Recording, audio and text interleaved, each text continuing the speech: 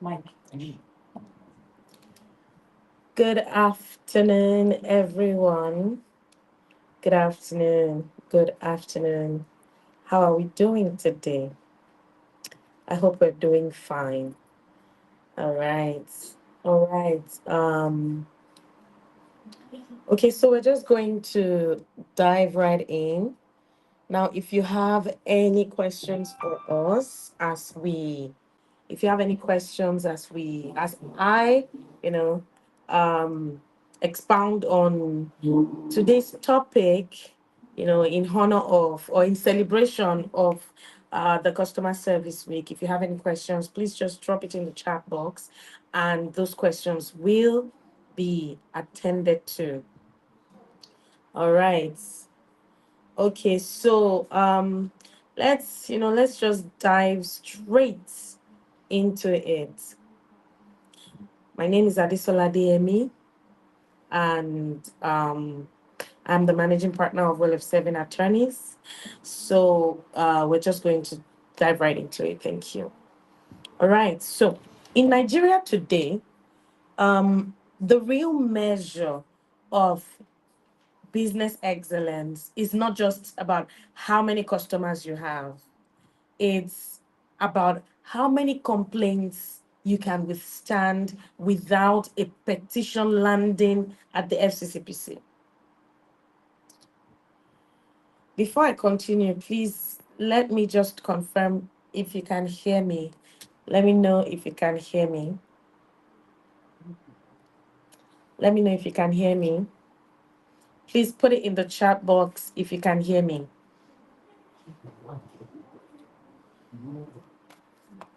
I want you to put it in the chat box if you can hear me so that we can continue this. All right, I'm just going to use this to be sure that you can hear me.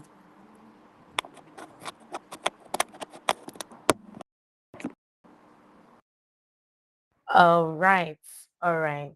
I believe you can hear me now clearly. Thank you so much. All right. So I was saying that in Nigeria today, it is no longer about, the measure of business excellence is no longer about how many customers you have, but how many complaints you are able to handle, right, without a petition landing at the FCCPC. You see, the game has now changed.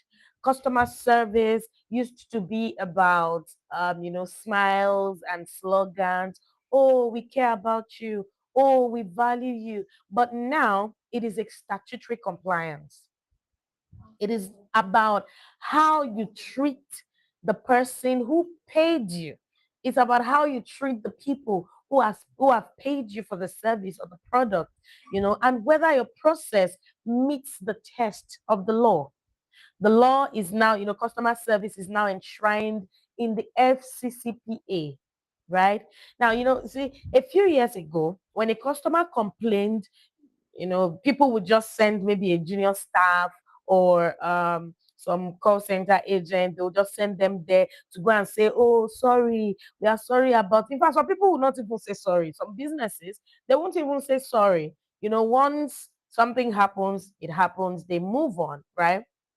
But today, the same complaint, if mishandled, could become a regulatory case with sanctions, fines, and public exposure.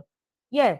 And you see, a commission like FCCPC does not play. They don't play with sanctions. Oh yes, when they sanction, they don't sanction in hundreds of thousands.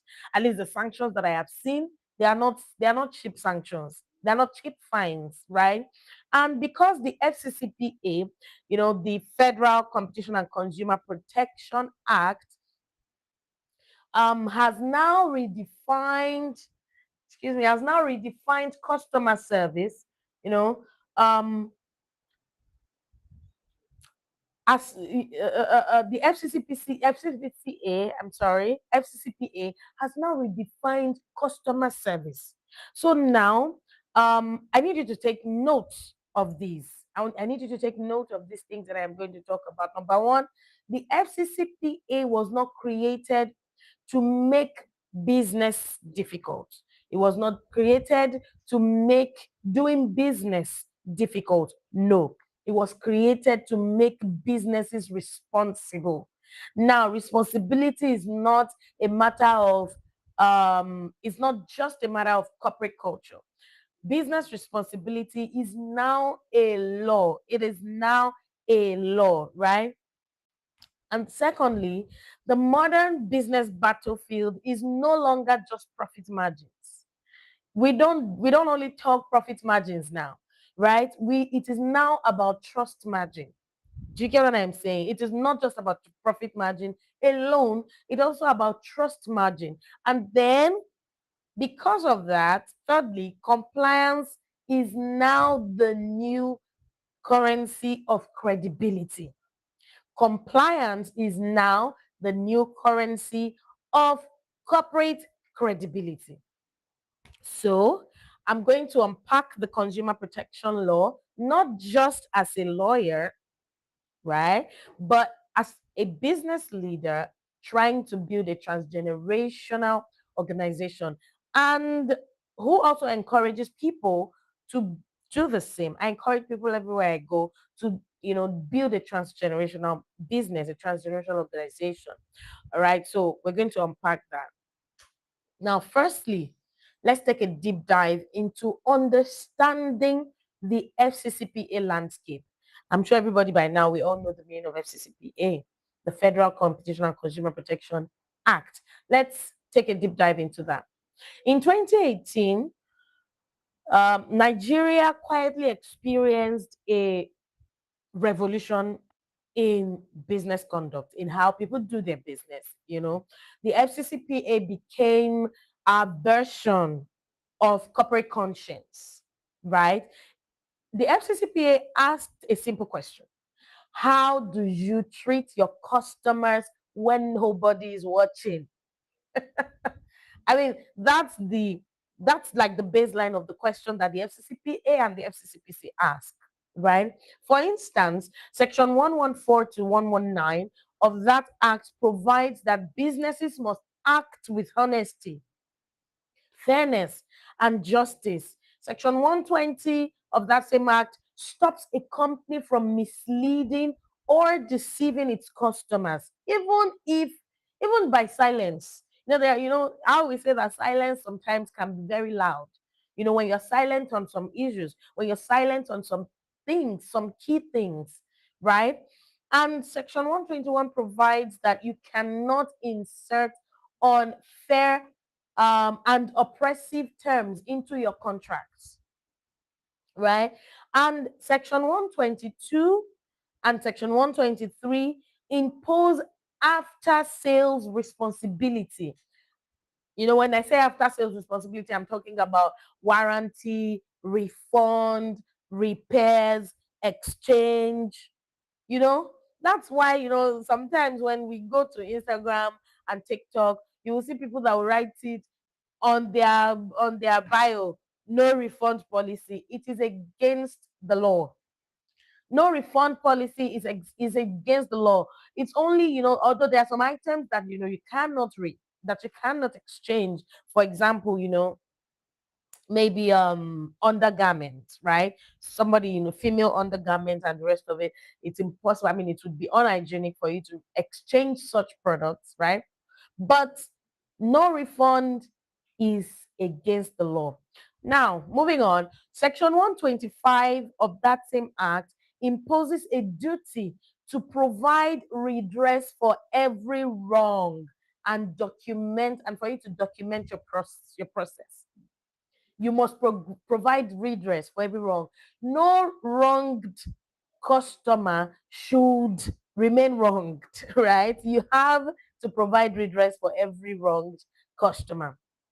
So basically, the FCCPA not only creates the Federal Competition and Consumer Protection Commission, right? The FCCPC, it not only creates that, it also creates accountability in every consumer interaction. In every consumer interaction, there must be accountability. The act turned customer I mean, the act turned customer care departments into compliance departments. So now your, some people have customer care agents and the rest of it. That is that department, that customer care department, customer service department in companies, in organizations, is not just for aesthetics anymore. It is now, quote and unquote, a compliance department. Take, for example, a hotel cancels a reservation, and refuses a refund. That is not just poor service, it is non-compliance. And don't think too fat, or don't think, oh, it's not possible. This incident occurred during the recently concluded NBA annual general conference in Enugu. I was there, and there were a lot of hotels that cancelled. In fact, my hotel, excuse me, my hotel reservation was cancelled, and they did not inform me beforehand. I just got to Enugu, called they called the hotel, and they said, "Oh,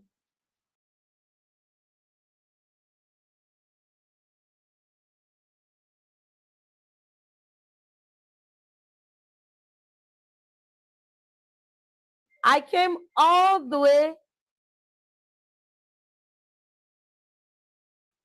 Enugu State, came all the way from Ogun State to Enugu State, and I'm here, and you're telling me that, oh, yeah, sorry, my reservation was cancelled unilaterally without consulting me." I mean, it was horrible, and there were a lot of hotels that not only cancelled, they said they were not going to refund, but of course they were schooled. NBA stepped in, some the branch executives, they stepped in, and then the refunds were done. So I'm not telling you something that is far fetched. I'm not giving you story. These are things that happened. I mean, that happened. Another classical example would be a bank that delays reversal for weeks. You have complained that, oh, this money did not enter into the recipient's account, and they have continued to delay reversal. That is not just inefficiency on the part of whoever is saddled with the responsibility of ensuring that reversal is done, but it is a complete and an outright breach of section 122 of the FCCPA, which can be taken up with the appropriate authorities. Yes, personally, I know I have sent emails to CBN before, when a bank refused to pay my money, to reverse, I paid for something, and the money didn't get there, and they removed it from my account. And I asked for a reversal, and many days after they didn't refund. I escalated it, because now it is not just about being nice. It is not just about the aesthetics. It is the law. Do we understand what so far? So, um, no, the crux of this whole thing. We are still in the introduction. Don't forget. We are. Before now, customer service was the icing on the cake for most businesses, but today, customer service is the cake. You get that? Customer service is the cake. You cannot outsource customer service to goodwill. Oh, people, there are some products or services that people always need. Take, for example, hospital. You know how it is that when you go to the hospital, especially government hospitals, they just mistreat you. They just treat you anyhow. You understand? Because I mean, you can't vex and say, I'm going. You can't say I'm going. Something is wrong with you. You need them badly. You can't be angry and say, for example, the classical example would be people who are trying to deliver a baby, right? You know how they treat women that are in labor but can't keep it together. You can't vex and say, I'm not giving birth again. I'm going to my house. I mean, you just have to stay there and endure um, all of that shenanigans and all of that.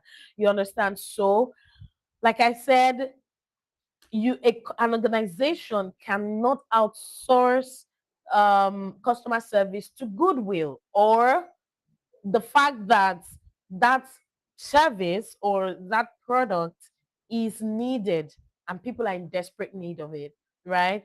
You must build it into your corporate governance. Now, I have a question for people watching.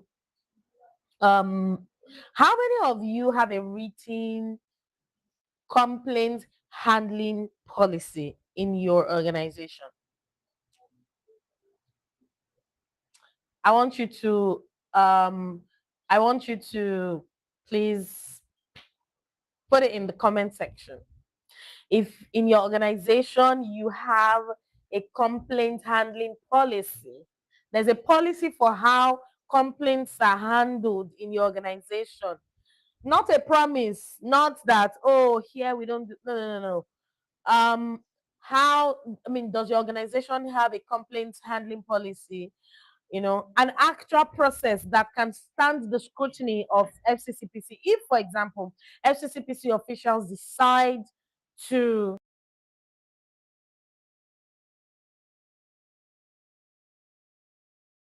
your business premises now, yes, I'm expecting. Oh, you don't have. Okay, I can see a comment saying we don't have. Okay, this is your cue. This is your cue to have. This is your cue to have, right? Okay, I got just one response saying I don't have. Okay, no problem. It's fine. All right, so let's move on. Let's move on to the connection between service and compliance. We have been saying, oh, compliance, compliance. Well, let's move on to the connection between service and compliance. And see, if we're going to stop pretending, if we're going to say the truth, excuse me, you would agree with me that most companies don't necessarily have bad products. They just have bad processes.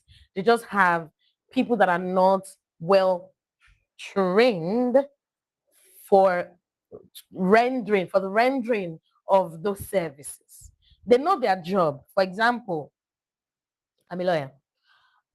My people at the office, very sound people. They know the law. They know they can do your case and all of that. However, if um, you know, if they don't have the customer service aspect, if they're not trained in the art and science of satisfying our clients, at the end of the day, people would just say that law firm is a bad law firm. And it would not be because we lost a case. It would not be because we're not sound, right? It would not be because whatever. It won't be because we did a bad job. It would be because we had very poor customer service.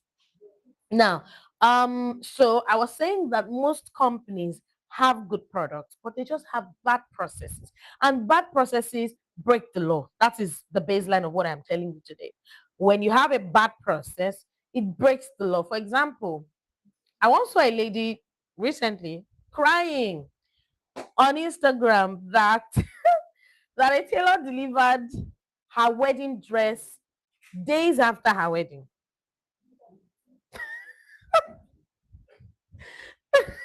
She was crying, she brought the issue to Instagram. Instagram people save me, oh, this tailor brought my clothes, my wedding dress, days after my wedding was over.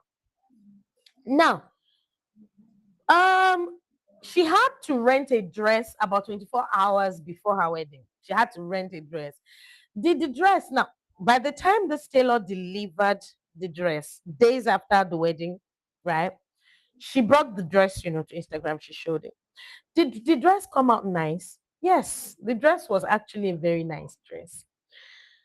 But did they have bad customer service? Yes, absolutely. Could this lady have sued the tailor? Absolutely, yes. Could she have escalated it to the FCCPC? Absolutely, yes. Right now, there is. I'm trying to establish the link between service and compliance. In that, if this lady had gone ahead to institute an action against this tailor, she would be in her rights. Do we understand what I'm saying? If you are following me, please just, um, comments, just put comments, right? That you are following. You are following. You can follow me. All right. So now, let me just paint a picture of the link between law and your daily operations, assuming that you're a service provider. Um, if your marketing department now, for your marketing department, if your marketing department is unaware of the provisions of FCCPA and the expectations of the FCCPC, if they are unaware, they would be doing what we call misleading representation. You know how somebody would go and do it? You see, in this era of AI, all manner of AI stuff. If you people generate, if you send out an AI generated video saying how this, let me look for, okay, the craziest one would be um um uh what do they call this thing, fat burning cream, fat burning tea. When you drink this tea, in 2 days all your fat will be gone. And then they will show a video of somebody that took the tea, and then the person, if your marketing department, if the people in your marketing department are unaware of the expectations of FCCPA and FCCPC, expectations of honest advertising, and that's in section 120, your marketing in your company would be misleading. And then for contracts, we have reviewed some contracts. There was a time they brought a contract to us from a company that does hire purchase of tricycles and bikes and motorcycles. When the company when the client who was going to enter into a contract with that particular company brought the contract to us, we were like, do these people want to enslave you? It was so unfair. It was heavily in favor of the company. And this is part of the things that the FCCPA frowns at. Your contract should not contain unfair and oppressive terms. It has to be transparent. And then another thing is customer support. You should not ignore customer complaints. You understand? So your customer support department should have an understanding of the expectation of the FCCPA and and the FCCPC. They are not just a department in your organization. They have they have obligations to the FCCP and FCCPC. So the FCCPC expects formal redress. You don't sweep matters under the carpet. You don't just gloss over issues, say sorry, and expect them to take your sorry and go. No, you should have a complaint handling policy. How complaints will be handled, in accordance with the provisions of the FCCPA. And then your finance department should also understand that the FCCPA and the FCCPC expects that if number one, you see this no refund policy, go and strike it out. Delete it. Delete it from your policies. There is nothing anymore like no refunds. Do you understand me? So your finance department has to understand that they must do refunds in a timeous manner. They should not delay refunds, right? Now, every point where your business meets a customer is a potential legal exposure point. Did you understand? Every point where your business interfaces with customers is a potential legal exposure point. The, so don't uh, uh, uh, if you if you disregard all of this, don't, and Nigerians, before you know what's going on, Nigerians are already saying, oh, it's an attack. Oh, it's bad belly. Oh, people are witch hunting me. No, nobody's witch hunting you. Nobody's witch hunting you. And there's no attack from home. No, this one is not attack from home. This one is internally generated attack from lack of structure and lack of processes in accordance to the law. Now, let me give you 5 tips on how to turn compliance into a habit in your organization. Compliance with FCCPA now, how to turn it into a habit, into a corporate habit in your organization. Number 1, you should create a redress register. Excuse me. Create a redress register. Register and date every complaint that is logged and make sure you follow through. Make sure you follow through every complaint that is, every complaint that is received in your organization. Number 2, response SLA. Define response timelines. Let your people know the timeline for response. For example, now here, our response timeline is within 1 hour on a work day. Does this mean there are no times that maybe our staff offends this rule? No, but when that happens, you know who to hold, and it is like an exception. It is not the general rule. You understand? Everybody knows in the admin team that response timeline is 1 hour on weekdays and between 4 hours on weekends or public holidays. You understand? So when you have a codified or a known response timeline, a response SLA, your people are bound by that. That in this organization, when people complain, when people reach out, when people make inquiry, when people do whatever it is, when we have customer interaction, your response timeline is this. For us, we may be able to afford 1 hour, but for some other businesses, you cannot afford 1 hour. So look at your business structure, look at what you offer, and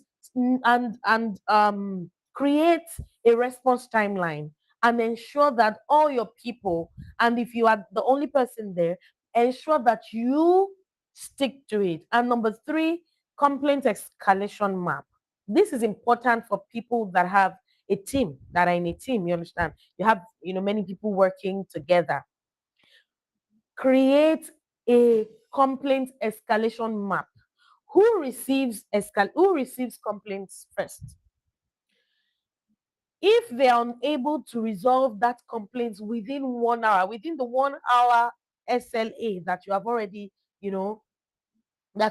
put in place, or the 4-hour SLA on weekends and public holidays that you have already put in place, if they're unable to resolve the complaint, who do they escalate to?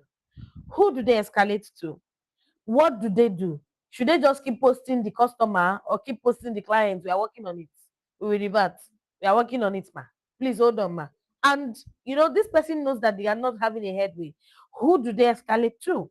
What do they do? Immediately, once they see that my 1 hour is up, or my 1 hour will soon be up and I have no solution, what do they do? So you need to create that map and hand it over to your team. That okay, when this, and then maybe you escalate to a more senior person, and then you tell the client or the customer, oh, sir, this, we have already started working on your complaint. This is where we are. This is what we are going to do next. Please give us so number of hours, give us so number of days, and then we will revert. That way you are keeping the customer in the know, or the client in the know.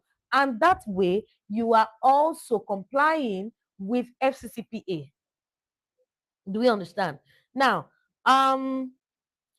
And then number four, periodic review. You need to evaluate trends to find out how you are failing your customers.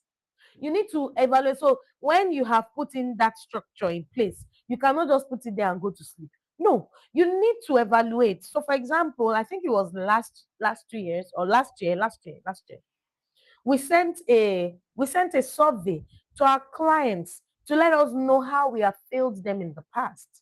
What did we do that you didn't like? How did we respond to your inquiries? How did we respond to your queries? How did we how did we give updates? Were there things that you didn't like about our service? So we tried to review our customer service culture over a period of 1 year to be able to put more structures in place. You understand? To ensure that those things that were complained of never happen again. You understand? Because if you are sure that you want to stay in business for long, you don't want to play with customers or clients. They are the ones that keep you in business. You're not serving yourself. And finally, legal oversight. Compliance team should check your processes, not just contracts. Because for many of you, all your compliance people do, or your legal team or your compliance team, all they do is check your books, check your contracts, check your profits, your profit and loss account, your all those. They should also check your processes. They should check your processes. How do you do things? Especially when it comes to business interaction.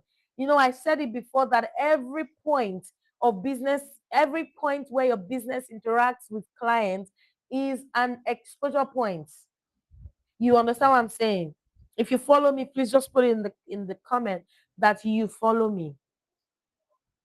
All right. So when you start seeing complaints as compliance signals, you stop reacting emotionally and start acting strategically, right? Because you would when you go online, now most businesses, even businesses that have physical stores, they are now online. And there are a lot of businesses that don't even have physical stores. They are only online. You would see many of these thank you very much for following. All right, you see many of these businesses, when issues happen, they just come to Instagram, come to TikTok, come to X, come to all those other places, and they start to rant. They are so emotional about customer complaints. You should not be emotional about customer complaints. Don't react negatively to it, right? You should see complaints as compliance signals. They are signaling you, they are giving you warning shots that take dressing, sit up in this area of your business. You understand? And when you see it that way, you stop reacting emotionally. You stop seeing everything as attack from home, right?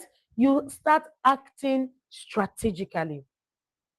The question now becomes, how do we move from mere compliance to true corporate excellence? How do we move from there? Because I have been talking about compliance, compliance, compliance. But how do we move from there? How do we move from, just, being compliance, compliance, compliance, right? To corporate excellence? How do we do that? Compliance is like the floor, while excellence is like the ceiling, right? Compliance is supposed to give you an opportunity. It's supposed to give you an opportunity to become excellent. Do we understand?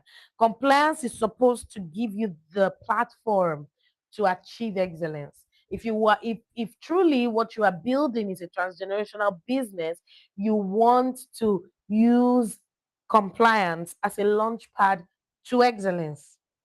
Do we understand? Too many businesses confuse survival with success. Many businesses are just surviving. And the mere fact that that business is alive does not mean it is successful, does not mean it is thriving.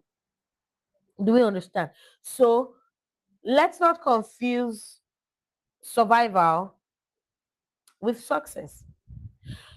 But the companies that outlive their founders, as I have been saying, the companies, the businesses that will outlive their founders understand one thing. They understand that excellence is not event based, excellence is cultural. Excellence cannot be based on an event. Excellence cannot be based only on on trying to stay compliant. No, excellence has to become a culture, an organizational culture, a corporate culture. And when excellence becomes your corporate culture, it is easy for you to be compliant. It will not be onerous, right? You will not be struggling to meet up. You will not be struggling to meet up with all this compliance, all this regulatory compliance. Your company will not be struggling to meet up, today now we are talking about FCCPA, but there are many more, regulatory compliance that companies should meet up with. You understand? So today we are talking FCCPC. There is NDPA, right? There's NDPA there. Many commissions and institutions and regulators in different industries. Do we understand? But what I am proposing, what I am advertising today is that when excellence becomes your corporate culture, compliance becomes a breeze. It becomes easy. Do we get it? If you're following me, please let me know that you are following me. Put it in the comment section that you're following me. I can see the number of viewers that are on this webinar, but I'm not. Let's communicate, because a time will come where you would ask me questions, and I am expecting your questions. Please start putting together your questions. So if you are following me, please let me know that you're following. Talk to me in the comments that you're following me. That you're following me. Let me know in the comments. I'm waiting for comments. All right. Thank you. Okay. All right. Thank you. Okay. So yeah, let's move on. So I said, oh yeah, I was talking about corporate excellence and compliance. They should go hand in hand. Corporate excellence is not when your clients never complain. It's impossible. And let's be clear here. Some people can be insatiable. There are people that you cannot satisfy. You have done everything. You have been, in fact, you have used church mind. You have used every religious mind that you have. You have prayed for them. You have done everything, but they're just not satisfied. So I'm saying that corporate excellence is not when your clients are not complaining at all. It is when you never mishandle any customer complaints. I need us to get that down. Corporate excellence is not when your clients or customers never complain. It is when you never mishandle customer complaints.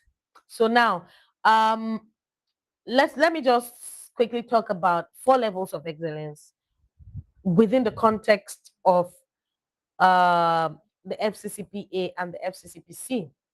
One, audit. I already mentioned it earlier, but I'm going to mention it again. Run quarterly compliance audits, not just financial, but service audits. You need to run audits of your processes. Audit your processes. Audit your go through your complaints channel. Go through your service channels. If it is through WhatsApp that people reach you, go through your WhatsApp. You know, collect the WhatsApp from whoever is handling it, and go through it. See what they're doing. Be sure that these people are not mishandling customer complaints or client complaints. right? So audits, make sure you run quarterly audits. Yearly audits will be too, it's too low. You understand? If you want to really build a culture of corporate excellence. Number two is to have it as a culture. Have excellence as a culture. Embed customer respect into your KPIs and reward empathy. Reward your people when they are empathetic towards your clients and your customers. Do you understand what I'm saying? So build it into your KPIs. So when you are giving your staff, or when people are being given their job description, their KPIs, ensure that you weave customer respect into it, embed customer respect into KPIs. And number three, consistency. Ensure weekly updates to clients, or if weekly is impossible, ensure consistent updates. Ensure consistent updates to clients and customers, so that you can predict, the rhythm of your service, so I can feel the pulse. You understand? When you reach out to clients or customers, so it means, what I'm saying is, you should have a customer database or a client database that you can reach out to them in bulk and feel the pulse of your customer service culture. You understand? Feel the pulse. There was a day that although it's a consistent practice here, we send messages to clients every now and then, say hello to them and all of that. And then there was this broadcast that was sent, and some people were like, oh, ha, um, I called your office some time ago, and your number didn't go through, and what. Oh, someone said, oh, we called you, we sent you a message, you did not respond, and all of that. Because there are times that, sometimes, because of influx of messages, you can miss some. But when you do that periodically, when you consistently feel the pulse of your customer service, you would realize that a long time will not pass by, and you would not catch some complaints, some customer complaints. Do we get what I'm saying? Now, the last thing is confidence. Empower your frontliners. Empower your frontliners. Because, see, if your frontliners, if your customer representatives, your clients representative, your customer service people, if they are powerless, if they are slow, if they cannot if they cannot communicate if they cannot communicate well to your customers, they will be frustrated. You understand? So you want to ensure that whoever is in the front lines, whoever is your customer representative, is a powerful person. You understand? This person has confidence. This person can speak the mind of the organization without fear. You understand? This person can hold conversations. Do we understand? So if you run a business that requires your presence to stay ethical, you don't have a business. That's just an aside. I said, let me just chip that in. If you run a business that requires your presence every day for you to stay ethical, you're not running a business. You have a side also. There's a difference between running a business and just having a side also. Like Yorubas will say, I apologize to non Yoruba speaking people, they will say, oh, config power da. You understand? So you are not running a business. Talk more of a business that has or a business that has capacity to run transgenerationally. Do we understand? So you need to build structures in your business that will afford you. I mean, it's structures in your business that will allow you to that will keep running even when you're not there. That will stay ethical even when you're not there. You understand? It will stay ethical. It will run. It will stay compliant. It will stay. It will thrive. It will continue to scale even when you're not physically there, right? So I wrote this down. I said, excellence is like gravity. It pulls everything around it upwards. We said this was compliance. The floor was compliance was like the floor, but excellence is like the ceiling. So excellence is like gravity. It pulls everything around it upwards, right? Staff behavior, client confidence, market reputation. Excellence will pull it up, right? So if you are struggling with client confidence, if you're struggling with market reputation, why not look at your culture of excellence? Why not look at your compliance culture, right? If you look at it, then you will see where the problem is. Like I have said before, it is not attack from home. Hmm? This one is not attack from home. Many times it is about the organizational culture. And once excellence is cultural, once excellence becomes your corporate culture, your organizational culture, it self regulates. It begins to self regulate. So, finally, let's see what this looks like when it is done right and when it's not. I want to give us case study of um, the Well of Seven Attorneys framework. Um, so, a major telecoms company in Nigeria received over 1,000 unresolved customer complaints within 90 days. Within 90 days. The FCCPC intervened. Why? Because ignoring a complaint is a compliance breach.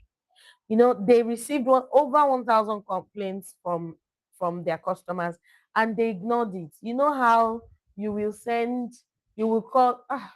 I was going to mention, I was going to mention the telecoms company in Nigeria. You know how you will call some of these telecoms right? Companies, and they will say, "Oh, they will resolve it. Maybe, oh, something." They will say they will resolve it, and they will not return your call. They will not answer you. So many of us have even just leave them. Say, there's nothing we can do now. When FCCPC weighed into the matter, I said in the beginning that FCCPC does not impose fines in hundreds of thousands. They impose fines in millions. So please, let's not come enter their bad book. You understand? Because business that you are still struggling to build before, if they now come and impose millions of naira fine on you, you just pack up. You will not pack up by God's grace. You understand? So I just said that as an aside. So now the damage was not financial alone. The damage became reputational. It became a reputational damage. There are some telecoms company. I'm not going to mention names. There are some telecoms companies in Nigeria now that if they tell you to buy the SIM card, you will say no. You will say no. And there are some telecoms, this thing that when you are calling and the number is not going through, you say, you look at the number, you say, it's this line. No, this line. They don't, their data does not go. In fact, there's a telecoms company in Nigeria now that people will tell you that they will dash you data, but they will collect network. Apologize. They will dash you plenty data, but they will collect network. So if you're seeing data like this, you'll not be able to use network. So at the end of the day, this kind of, when your organization does not have corporate excellence as a culture, it does not just cost you financially, it costs you reputationally, it costs your reputation too, right? So um a single ignored complaint may destroy a 10-year brand reputation. Now, who remembers this? If you remember, just put in the comment section that you remember. There was this case between a lady and one of these tomato paste making companies in Nigeria. The lady went on Twitter and gave her review of their tomato paste. If you remember, just put in the comment section that you know, that you remember. I'm not going to mention names, right? This lady went to Twitter, excuse me, and did a honest review that when I use this tomato paste, see, this is what my eyes saw. And nobody is saying they know. Nobody knows. You don't know. You don't know. You don't know who I'm talking about. You don't know the company I'm talking about. See, this is what my eyes saw. This is what this is what the you remember. Thank you. Somebody said they remember. Thank you very much. Okay, so you remember that thing. You know the lady when after she um after she did the what now? After she put the review on Twitter, they noticed. I should tell you, no, I'm not. I'm not going to tell you, please. I will not tell you because I mean I cannot mention names. You remember? Thank you. I cannot mention names on. I cannot mention names so that it's not me now that will come and so that they will not come and arrest me for cyber bullying and cyber originally. You understand? Now, after that lady's after that lady's review on Twitter, this particular company noticed that their reputation, their market reputation nosedived. Their market reputation nosedived, their finances nosedived, everything nosedived. You know what they did? They they sued this lady. They sued her, and they are still in court. You understand? So while I understand the swing aspect of it, I mean, not like I understand, but I get that they're in court and all of that. But the damage has been done. And trust Nigerians. Once Nigerians stand against you, only God can stand for you.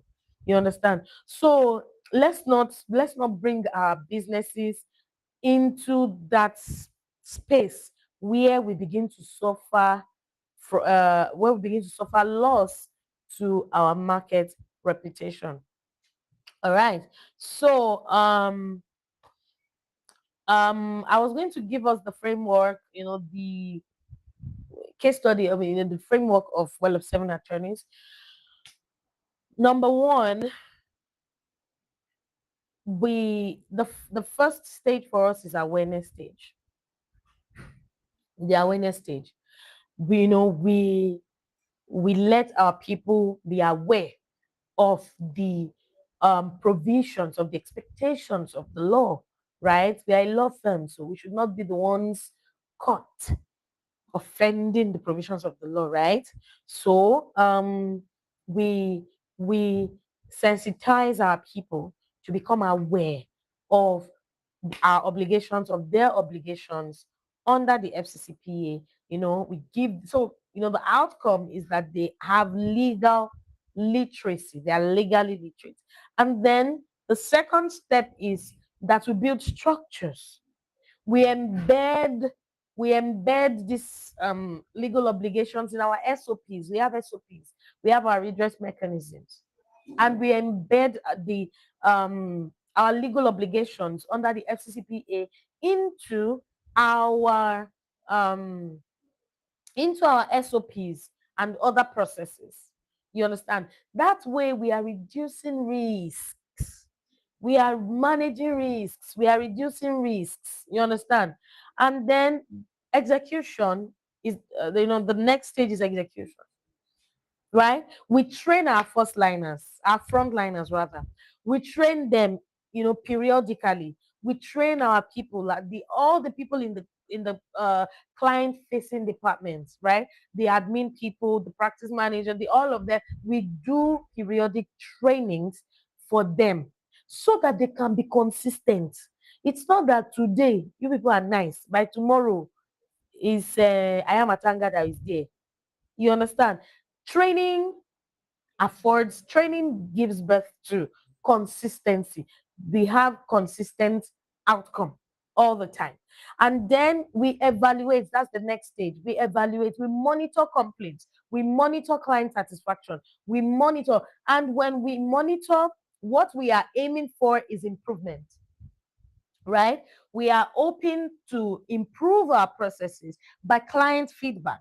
So when we receive feedbacks from the client, as we monitor client complaints and client satisfaction, we improve our processes also. And then finally, legacy. Legacy. That is like our driving force. Legacy. We align compliance with our culture. We align compliance with our culture so that we can have sustainable excellence. Sustainable excellence, not just some spur of the moment excellence, and then by tomorrow everything has come down. No, we make it a cultural thing. It is culture for us, right? So at 12 of 7 attorneys, we believe that you cannot build a transgenerational firm or a transgenerational business on shortcuts. Mm-mm. Like I said, dopamine rush. We. Now people have done this, and then by next week, nothing. No, it has to be cultural. You understand? You cannot build legacy on luck. Luck and hope are not business strategies. No. If you have a business and you are watching this webinar, I need you to type it in the comment section that luck and hope are not business strategies. You cannot scale your business on luck and hope. You cannot build a transgenerational business on luck and hope. No. So you build a transgenerational business, you build a sustainable business, you build a scalable business through systems, because systems outlive sentiments. All right. So finally, before we come to the question and answer session, please start putting your questions together. I hope to have your questions in the comment section, you know, as we come to the end. I want every business leader here, or if you are an employee, a staff somewhere, to live with one realization, which is that customer service is not PR strategy. It is compliance strategy. Customer service is not your PR strategy. It's not your feel good strategy. It is compliance strategy. And how you serve determines how long you last. How you serve your customers, how you serve your clients will determine how long you last. All right. So please, um, yes, thank you. Thank you. So if you have questions, please, this is the time for questions. Please put your questions in the comment section, and I would quickly treat them, before we call it a day. It's supposed to be, a 1 hour webinar, and we are almost 1 hour gone. Yes, luck and hope are not business strategies. Thank you.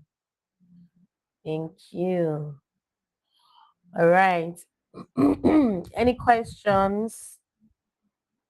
If you have questions for me, if you have observations, if you have comments, please put them in the comment section and I will read them out for everyone to hear.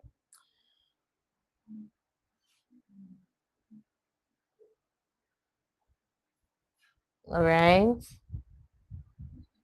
If there are no questions, we are going to call it a day. Thank you so much, everyone. But if you still have questions while I am giving my closing remarks, you can please still send it. I will gladly answer your questions. So thank you very much, everyone, who joined the webinar. I appreciate you all. Thank you so much for joining. And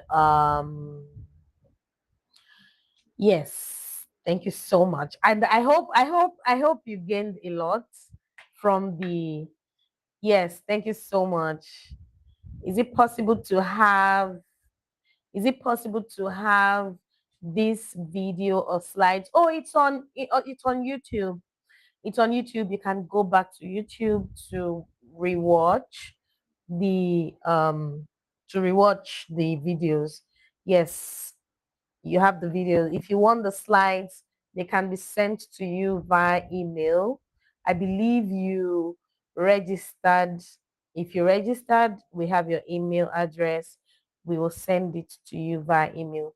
If you did not register, please put your email or send us an email. I wouldn't want you to put your email in the chat box, for privacy purposes. You can send us a message. If you did not register, you can send us a message and we will definitely send it to you. You can send your email to us. Thank you so much. I appreciate you. Yes, this is really an insightful webinar. Thank you so much.